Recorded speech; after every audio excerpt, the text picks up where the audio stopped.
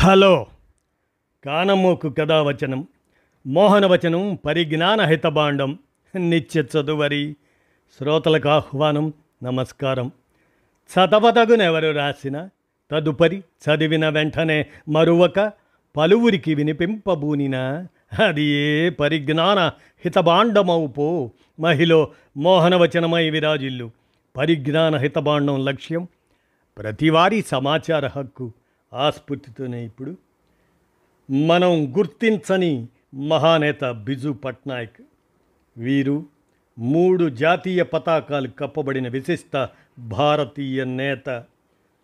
వీరి జీవిత విశేషాలను మనం ప్రముఖుల జీవిత విశేషాల శీర్షికన నేడు తెలుసుకోవడం మనకి ఒకంత ఆలస్యమైనా కూడా ఆ మహనీయుడి జీవిత విశేషం తప్పనిసరిగా విని గౌరవించవలసిన వ్యక్తి వారు బిజు పట్నాయక్.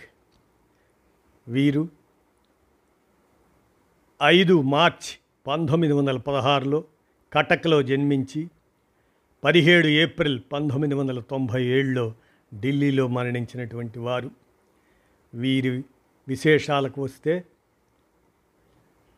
నిజంగా ఇండియా, రష్యా, ఇండోనేషియా ఆ దేశాల లెజెండరీ వ్యక్తి ఆయన.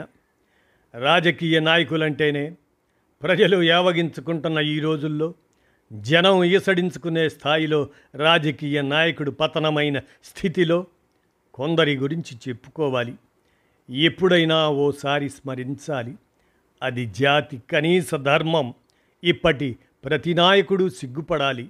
అలాంటి నాయకుల్లో బిజు పట్నాయక్ ఒకరు. ఇప్పుడు అన్నీ యుద్ధ వార్తలే కదా. ఓసారి గుర్తు చేసుకుందాం బిజు పట్నాయక్ గారి గురించి. అవును, ఒడిస్సా మాజీ ముఖ్యమంత్రి నవీన్ పట్నాయక్ తండ్రి వీరు. బిజు పట్నాయక్ అసలు కొడుకే ఆదర్శ నాయకుడంటే తండ్రి అంతకు మించిన లెజెండ్ వ్యక్తిత్వం, నడత అనే కోణంలో వర్తమాన రాజకీయ నాయకుల్లో నవీన్ పట్నాయక్కు మిగతా వాళ్ళు కొన్ని మైళ్ళ దూరంలో ఆగిపోయి ఉంటారు.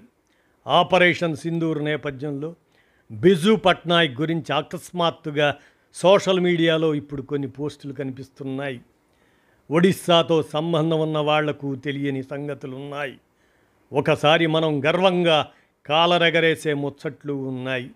ఒక నాయకుడు మరణిస్తే సాధారణంగా ఏం చేస్తారు?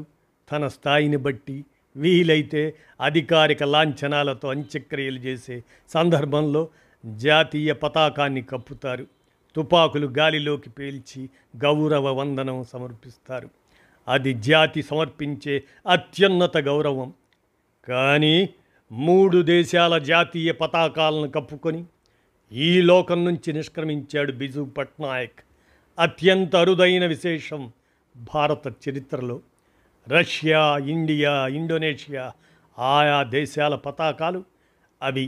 ఇండియా సరే, మరి రష్యా, ఇండోనేషియా పతాకాల మాటేమిటి?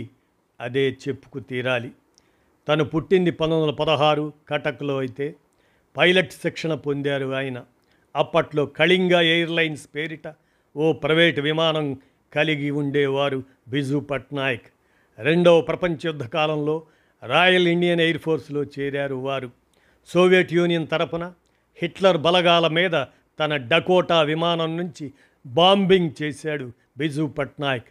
దాంట్లో హిట్లర్ సేనలకు తీవ్ర నష్టం వాటిల్లింది. సోవియట్ తనకు గౌరవ పౌరసత్వం ఇవ్వడంతో పాటు అత్యున్నత పౌర పురస్కారం కూడా బిజు పట్నాయక్ ప్రదానం చేసింది.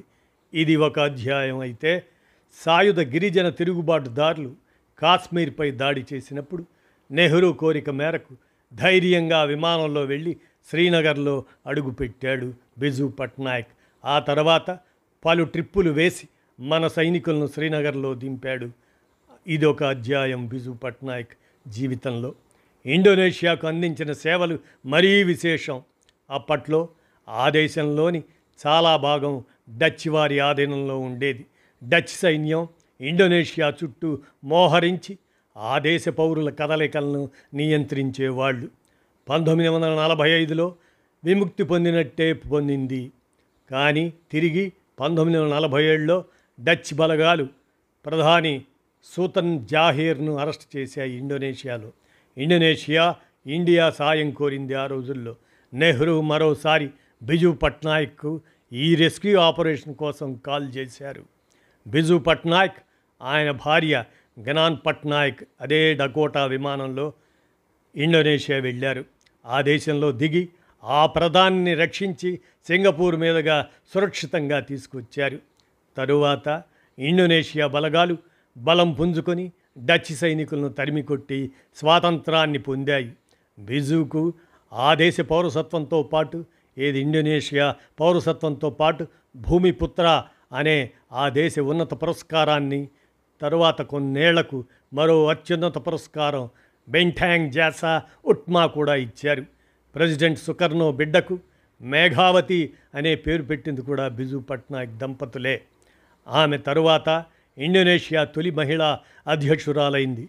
బిజు మరణించినప్పుడు ఆ దేశం వారం రోజుల పాటు సంతాపాన్ని పాటించింది. ఇండోనేషియా, రష్యా ఒకరోజు సంతాప దినంగా పాటించింది బిజు పట్నాయక్ మరణించిన సందర్భం.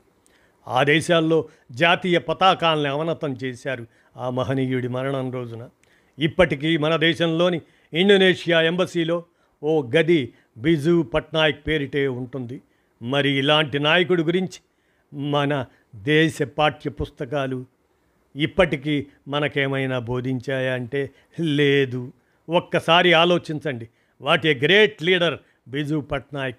నిజంగా వీరి గురించిన చరిత్ర మనలో ఎవరికి ఇంత సమగ్రంగా తెలియకపోవటం క్షమించరాని చారిత్రక నేరమే అవుతుంది కదా.